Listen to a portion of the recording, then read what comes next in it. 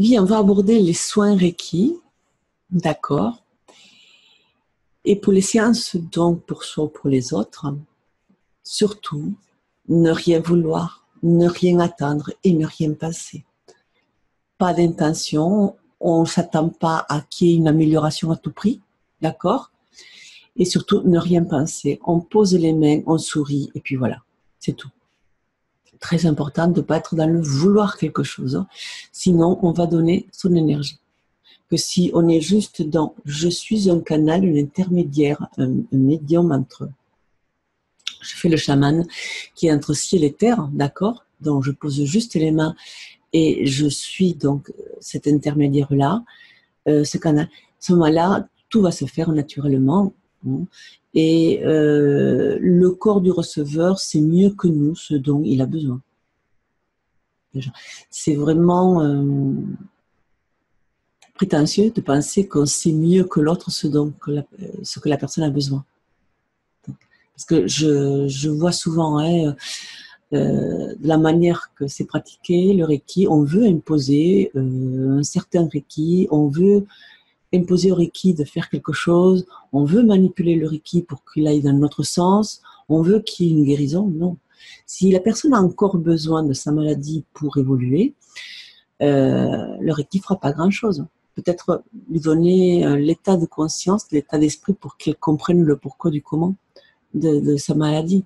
D'accord ? Allez, on va voir un petit peu qu'est-ce qu'on dit par rapport à ces soins Reiki. Voilà. Donc, dans une interview qu'on a de Mikao Shui avec un magazine, on lui a posé des questions et on va voir que c'est très intéressant. Alors, la première question, c'est qu'est-ce que la méthode de soins naturels Shui ? Et Mikao Shui répond, j'ai reçu de l'empereur Meiji ses dernières volontés, son héritage spirituel. Pour intégrer mes enseignements et mes entraînements et en faire l'expérience physiquement et spirituellement, et également pour vivre avec droiture sa condition humaine, nous devons premièrement soigner notre façon de penser. Deuxièmement, nous devons garder notre corps en bonne santé.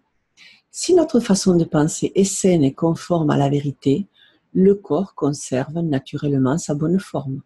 La mission de la méthode de soins naturels Ushui est de conduire à une vie paisible et heureuse pour soi-même et d'inviter également à soigner autrui et à lui procurer du bien-être.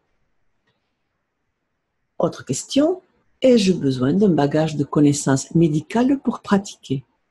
Mikao Shui répond, ma méthode va au-delà des connaissances de la science moderne. Aussi, nous n'avons pas besoin d'un bagage médical scientiste. Si un mal de tête survient, je traite la tête. Si un mal au ventre se produit, je traite le ventre. S'il s'agit d'une maladie des yeux, je traite les yeux. Vous n'avez pas besoin de prendre des drogues amères ou de suivre un traitement par moxabustion, d'une des pratiques de l'acupuncture chinoise. Le traitement prend peu de temps. Nous nous concentrons sur le point névrotique, nous soufflons dessus ou imposons les mains. C'est la raison pour laquelle ma méthode est réellement originale. Donc, on va trouver cette interview dans Reiki médecine mystique de Mikao Shui, dans le tome 1 de Prepangi à la page 21. Et c'est vrai que c'est très intéressant parce qu'on nous dit on n'a pas besoin d'avoir de connaissances. Et étant donné que pour le Reiki, on peut l'appliquer sur les plantes, les animaux, sur les gens. Donc, ça veut dire qu'on n'a pas besoin, pour les plantes et les animaux, de connaître des chakras, de connaître des trucs comme ça. Pourquoi ? Parce qu'il suffit de poser les mains, de se laisser guider par les mains. Tout simplement. D'accord ? Voilà, c'est important de le voir. Et il dit, bien sûr, que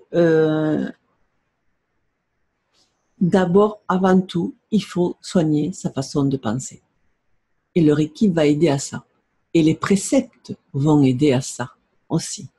D'accord ? Tout est lié. Allez, de nos jours, la méthode est un peu différente, simplifiée, adaptée à nos mentalités occidentales et aussi plus en accord avec notre législation. Parce que c'est vrai que par la suite, Mikao Shui et surtout Shujiro Hayashi ont donné des positions à mettre sur le corps. en fonction de certaines pathologies. Pour nous, ce n'est pas possible, hein, parce qu'au niveau légal, déjà, ça voudrait dire qu'on pose un diagnostic, ce qui n'est pas bon. Hein. Et si tu veux, on a mis aussi en place des positions de main, tout simplement parce que beaucoup d'élèves avaient beaucoup de mal. On dit, je ne sais pas si c'est vrai ou pas, mais il est dit que l'élève passait son deuxième niveau s'il trouvait le biozen, hein, s'il pouvait travailler avec le biozen. On verra par la suite ce que c'est le biozen, mais c'est la sensation des endroits où on doit poser les mains.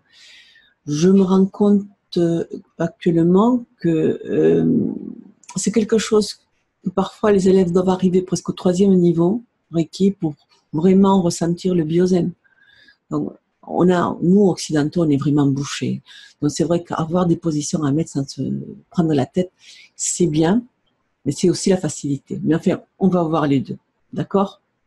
Donc, les positions de main qui ont été données par Mikao Shui étaient un peu comme des béquilles, c'est-à-dire en attendant un outil d'entraînement pour aider ceux qui avaient des difficultés à écouter leur intuition. Au départ, il y a 5 positions au niveau de la tête. Car si la tête, l'esprit est calme et détendu, le reste du corps retourne naturellement à son état originel.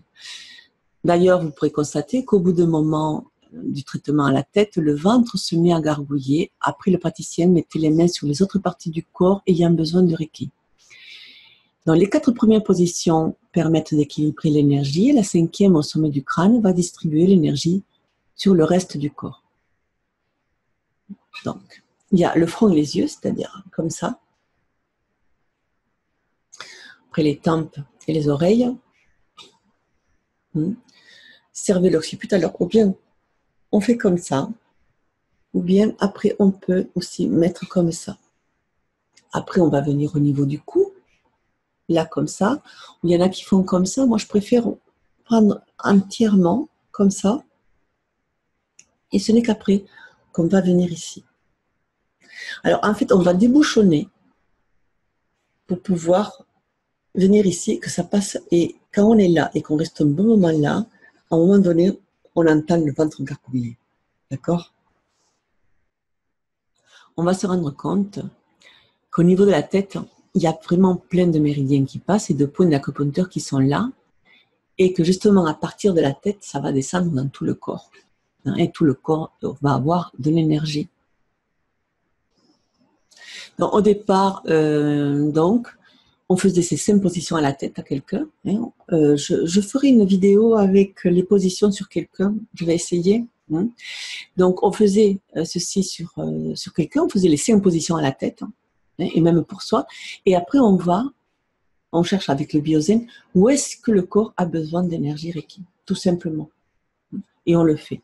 Et on restera le temps qu'il faudra sur cette position jusqu'à ce qu'on ait une sensation dans les mains correcte. Mais ça va être encore autre chose. Bon, mais voilà, on va arrêter ici et on se voit pour les autres vidéos.